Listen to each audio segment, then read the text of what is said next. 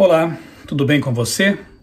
Vamos para mais uma recapitulação da lição da Escola Sabatina, neste trimestre, estudando aqui na lição dos jovens e também na lição de adultos, o tema da aliança. Assunto muito importante, porque isso não se esgota lá no passado. A aliança Deus quer estabelecer conosco também, nós que somos o Israel espiritual, como já estudamos. A lição dos jovens, como sempre acontece, né? Toda semana tem uma tirinha aqui, você pode ver. Antigo versus o novo, a antiga aliança e a nova aliança. E aqui então aparece uma moça, e ela está coberta por um pano, por um manto, pecado, escravidão, carne. Depois ela diz: Pai, se o Senhor quiser, sua filha está pronta. E ela retira aquele manto que a cobria, e Jesus coloca na mão dela uma aliança, e aí 3 palavrinhas substituem aquelas outras: perdão, liberdade, espírito. Essa é a ideia, né?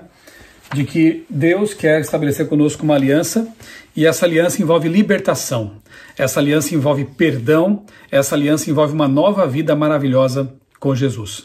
Aquela tirinha da lição dos jovens, ela consegue sintetizar bem essa ideia. Mas vamos aqui então para a lição dos adultos, a lição 7, aliança no Sinai. E o verso principal da lição desta semana é o seguinte, Êxodo 19, verso 4. Vocês viram o que eu fiz aos egípcios, e como levei vocês sobre asas de águia e os trouxe para perto de mim. E o resumo da semana é o seguinte, por meio de perguntas aqui, né?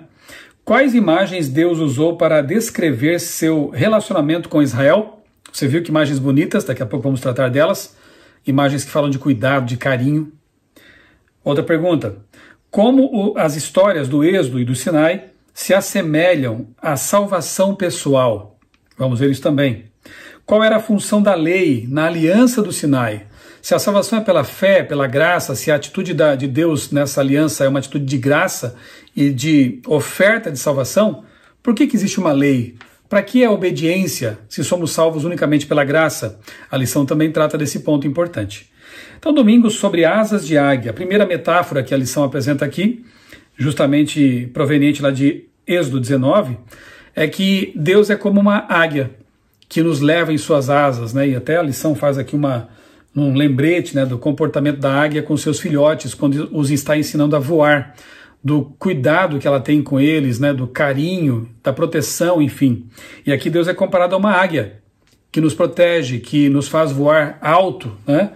E também há textos aqui como Deuteronômio 32, 1, e Oséias 11, que falam de Deus como um pai, aquele que pega a criança pela mão e a leva, a conduz. Então eu gosto de pensar nessas figuras porque elas me remetem à proteção e ao cuidado. Deus nos levando de mãos dadas pelo caminho. Esse era o plano de Deus para com o Israel, né? Na libertação do Egito, Deus o levou pela mão, digamos assim. Na libertação do Egito, Deus protegeu esse povo, e em todos os aspectos da aliança, nós vemos então Deus querendo proteger, guiar, conduzir e usar para o bem de todos esse povo especial. Na lição de segunda-feira, padrão de salvação. Aqui é interessante, porque aparecem aqui 2 expressões que são recorrentes aqui na lição de segunda-feira, que são a palavra resgate e a palavra desceu. Claro que isso remete de modo muito especial a Jesus, porque foi ele quem desceu do céu à terra para nos salvar e foi o nosso resgatador. Daqui a pouquinho eu vou ler aqui para vocês o que significa esse resgate, ou resgatador, ou Goel na Bíblia, né? Mas antes o texto diz assim, Êxodo 6, 6 e 7. Preste atenção quantas vezes aparece aqui o pronome eu, referindo-se a Deus. Portanto, diga aos filhos de Israel, eu sou o Senhor, vou tirá-los dos trabalhos pesados do Egito, que é símbolo de pecado, de opressão, né? Vou libertá-los, vou livrá-los da escravidão, vou resgatar vocês com braço estendido e com grandes manifestações de juízo. Eu os tomarei por meu povo e serei o seu Deus, e vocês saberão que eu sou o Senhor, seu Deus, que os tiro dos trabalhos pesados do Egito. Viu como é repetida aqui a palavrinha eu, o pronome eu? Por quê? Porque Deus pessoalmente se envolveu na salvação, na libertação do povo. Como é bom saber disso, né? E depois, como eu disse, em Jesus, ele vai fazer isso realmente de forma pessoal, vindo à Terra na forma humana para nos resgatar, não mais do Egito, mas da escravidão do pecado. Aquela libertação do Êxodo é um tipo daquela libertação que Jesus faz conosco quando nos convertemos, quando o aceitamos como Salvador. Ele nos liberta do Egito do pecado e nos leva finalmente a Canaã, mas não mais a Canaã terrestre, a Canaã celestial, que é o nosso destino, que é o nosso grande sonho, a nossa grande esperança. Bem, como eu falei da palavra Goel, né? Eu vou resgatar vocês. Aqui, literalmente, o texto diz assim: eu agirei como o parente que resgata, ou o Goel, aquele parente resgatador. Há um comentário aqui de Bernard Ham, no livro His Way Out, ou seja, sua saída. Diz assim: a palavra resgatar, no verso 6 de Êxodo 6, se refere ao costume no qual um membro da família comprava de volta ou resgatava outro parente, especialmente quando esse membro estava em condição de escravidão. Olha a simbologia como é profunda e bonita. Escravidão por motivo de dívida, ou quando ainda estava em vias de entrar em escravidão. Aparentemente, Israel não tinha parente terrestre para resgatá-lo, mas agora Deus era o seu parente celestial, né? O parente de Israel agora era Deus, era o parente então resgatador, redentor do povo de Israel. Deus se tornou esse Goel, resgatador de Israel, que estava escravizado no Egito. Assim como Deus é o nosso Goel, é o nosso resgatador, aquele que nos livra do pecado, da escravidão do pecado. Como entender a ideia de resgatar ou comprar o povo da escravidão? Qual era o preço a pagar? O que isso revela sobre o nosso valor? Aí tem Marcos 10,45, Timóteo 2,6, Apocalipse 5,9. Todos esses textos dizem que ele veio dar a vida em resgate pelos pecadores. Apocalipse 5,9 diz que com o seu sangue comprou para si aquelas pessoas que foram resgatadas.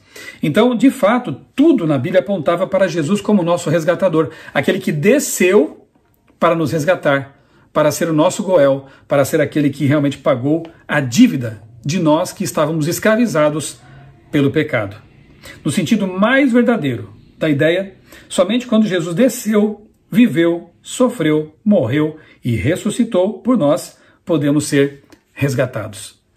Terça-feira, aliança no Sinai. Aqui nos faz lembrar que, na verdade, nós já estamos na quarta aliança de Deus. Nós já vimos a aliança de Deus com Adão, já estudamos aqui na lição da Escola Sabatina, a aliança de Deus com Noé, quando ele estabelece o arco do concerto ali como uma demonstração visível e física de que não mais o mundo seria destruído pelas águas de um dilúvio. E então Noé e sua família são os resgatados, né? São aqueles que foram salvos e foram o alvo da aliança de Deus. Depois nós temos a aliança de Deus com Abraão, quando Sara e Abraão têm o filho da promessa, e ali Abraão ele se torna o pai de uma multidão, o pai de uma nação que Deus queria usar como seu chamariz, como seu mostruário de bênçãos, né? Mas que, como já vimos, infelizmente, acabou não cumprindo seu papel. Mas então a terceira aliança foi com Abraão. E a quarta aliança, a aliança do Sinai, com todo o povo que foi libertado do Egito, com aqueles homens e mulheres que foram levados por Moisés da escravidão egípcia para a terra prometida. E o interessante é que quando lemos aqui os capítulos 19 a 24 de Êxodo, nós percebemos aqui claramente a lição até compara com 3 montes, né? 3 ápices dessa narrativa, que são o Êxodo, a aliança de Deus com o seu povo no Sinai e o santuário. Sendo que essa aliança no Sinai, ela corresponde ao Everest desses montes aí, o monte mais elevado, mais destacado, né? Quando chegamos ali ao momento do Sinai, né?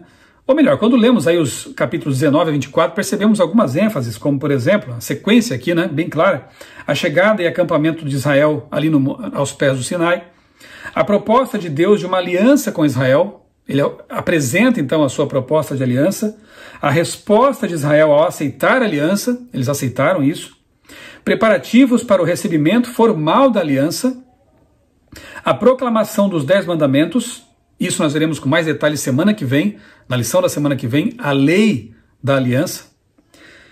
Moisés como mediador da aliança, princípios da aliança explicitados e a confirmação da aliança.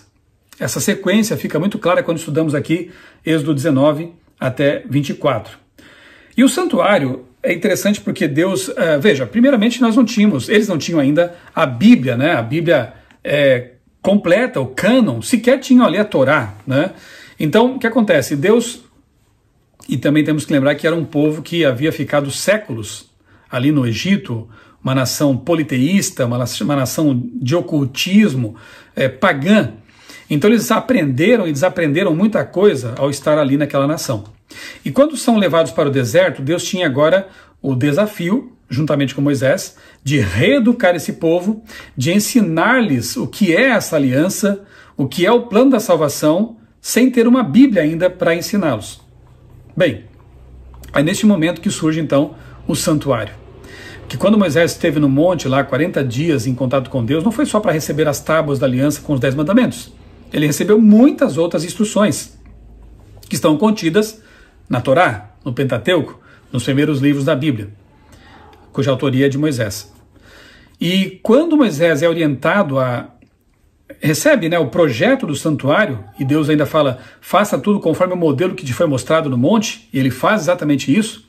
Esse santuário era uma representação audiovisual, uma espécie de teatro, para que o povo entendesse muitas coisas.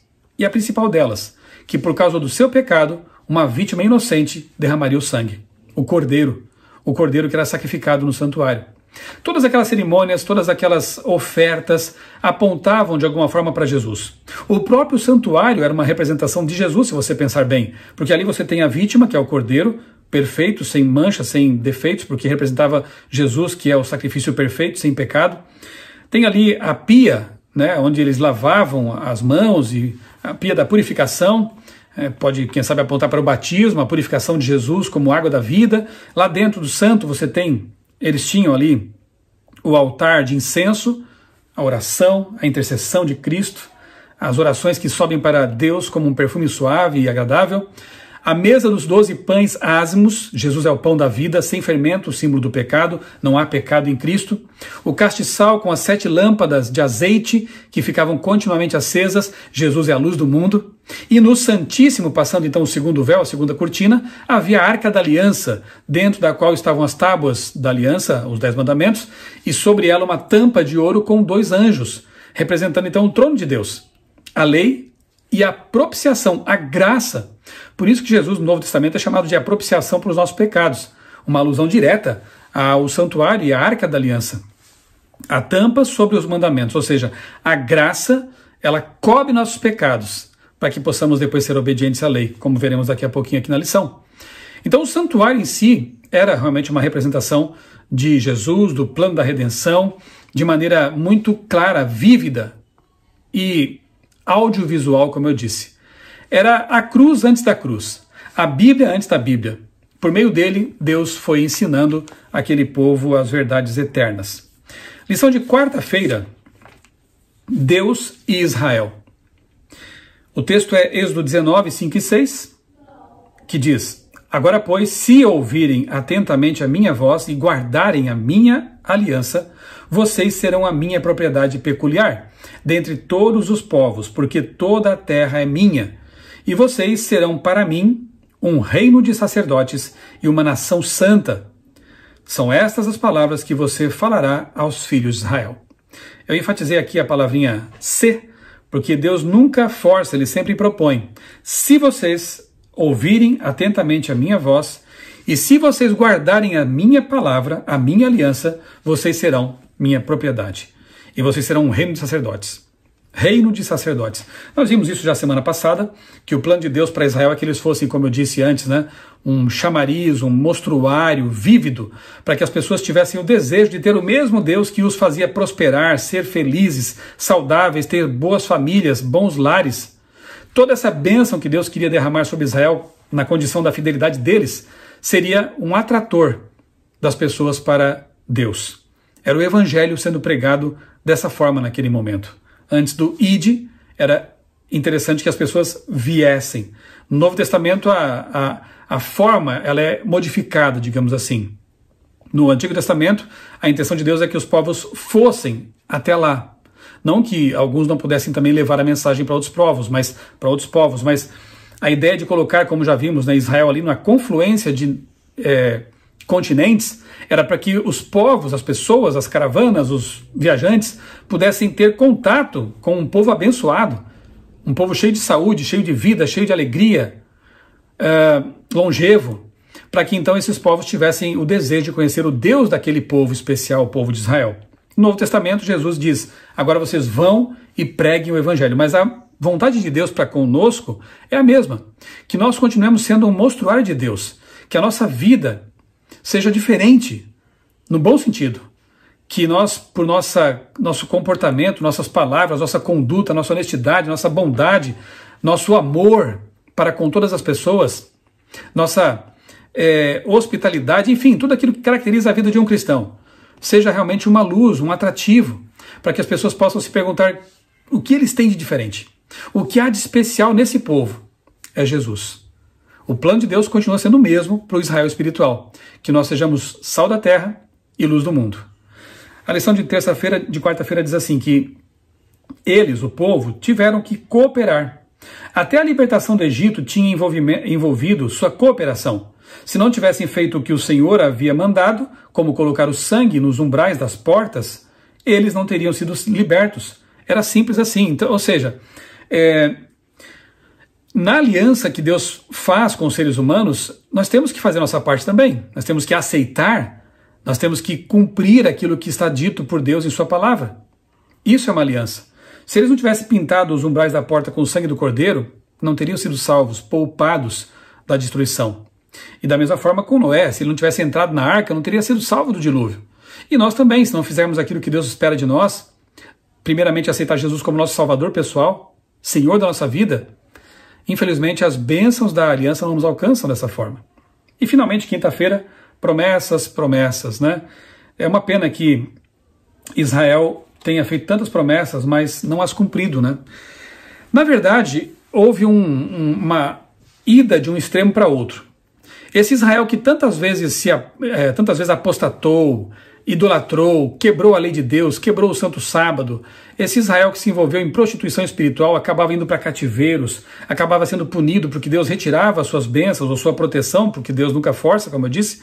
Então, se eles não queriam saber de Deus, Deus, como um cavalheiro, se retirava. E eles colhiam os resultados dessa falta de proteção divina.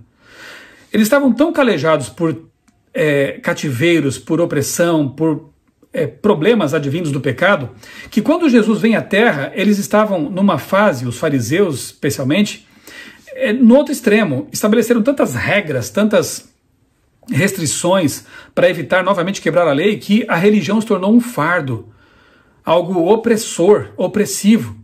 Tanto é que muitas vezes Jesus foi mal interpretado como tendo, quem sabe, quebrado o sábado, quando estava, na verdade, guardando o sábado corretamente. E eles interpretaram isso como desobediência à lei de Deus. Nada mais falso, né?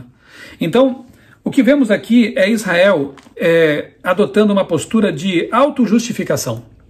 Por exemplo, Romanos capítulo 9, vamos ler aqui esse texto. Romanos capítulo 9, da pergunta 7, né, da lição de quinta-feira, nos ajuda a entender que extremo foi esse ao qual Israel foi e por que isso foi um problema. Romanos capítulo 9, versos 31 e 32, dizem assim: Israel que buscava a lei de justiça não chegou a atingir essa lei. Por quê? Porque não a buscou pela fé, mas como que por obras. Tropeçaram na pedra de tropeço. Depois, capítulo 10, já estamos aqui pertinho, né? Verso 3, desconhecendo a justiça de Deus e procurando estabelecer a sua própria justiça.